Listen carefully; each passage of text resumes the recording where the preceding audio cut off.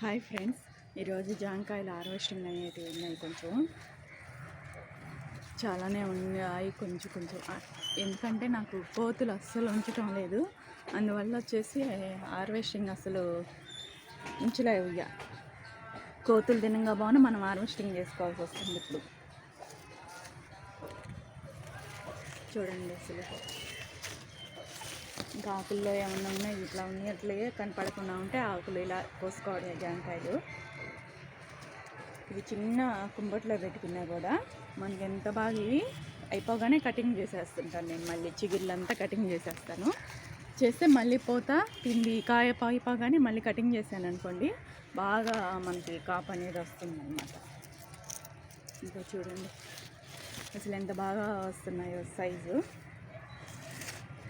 పెట్టింది టబ్లో నేను, అయినా కూడా చూడండి.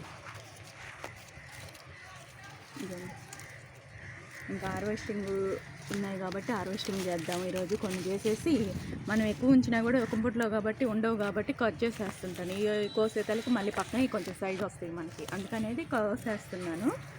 మరి ఇంతకన్నా ఎక్కువ సైజు అయితే రావు, కానీ తినడానికి కూడా బాగుంటాయి అయితే చూసేదానికన్నా.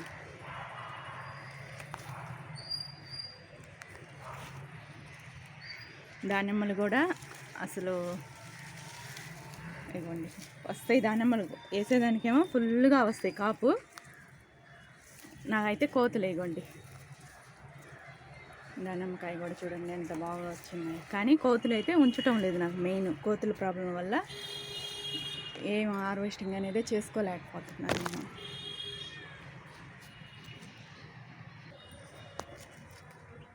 ఇవ్వండి చూడండి, మల్బారు ఆకులు కట్ చేసేసామని కనిపిస్తున్నాయి మీకు. ఎంత బాగా చిక్కగా కాస్తాయో. ఇక చూడండి, కొమ్మ, చిన్న కొమ్మ.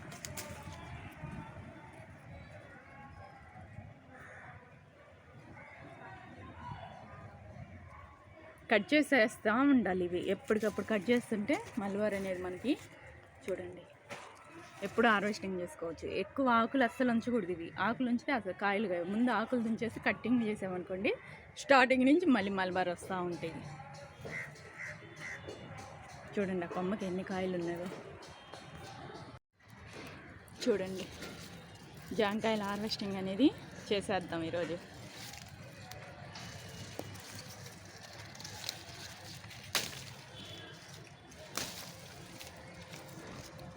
అసలు ఎంత బాగున్నాయో కదా.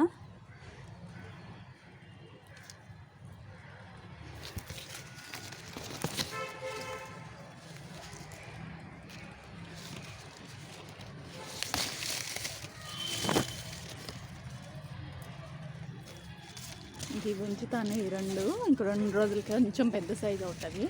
కటింగ్ చేశాను జామ చెట్టు మొత్తం. కోతులు అయితే నాకు అస్సలు ఉంచటం లేదు. అందువల్ల జాంకాయలు అసలు హార్వెస్టింగ్ అనేది చేసుకోలేకపోతున్నాను. ఒక్క కాయ కూడా చూడండి. ఎప్పటికప్పుడు ఇంకొక 2 ఉంటాయి ఇవి ఇంకొక 2 రోజులు ఆగి హార్వెస్టింగ్. దానిమ్మలు కూడా ఉన్నవి. దానిమ్మలు అయితే ఒక్క కాయ ఉంచుంది చూడండి.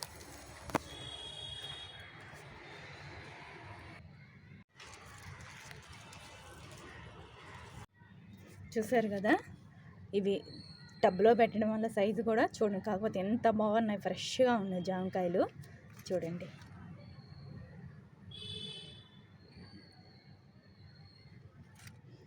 చూడండి, చిన్న కుంపట్లో పెట్టినా కూడా మనకు జామకాయలు అనేది, ఫ్రూట్స్ అనేవి దానిమ్మ జామకాయలు ఎప్పుడు గార్డెన్లో పర్వాలేదు ఉంచుకోవచ్చు.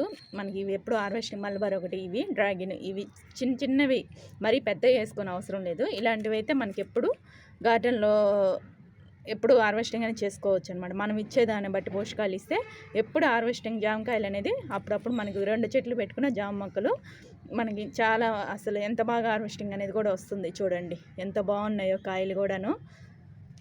సైజులు కూడా పర్వాలేదు. టేస్ట్ మాత్రం చాలా బాగుంటాయి కదా. ఈ వీడియో కానీ నచ్చితే లైక్ చేయండి, షేర్ చేయండి, సబ్స్క్రైబ్.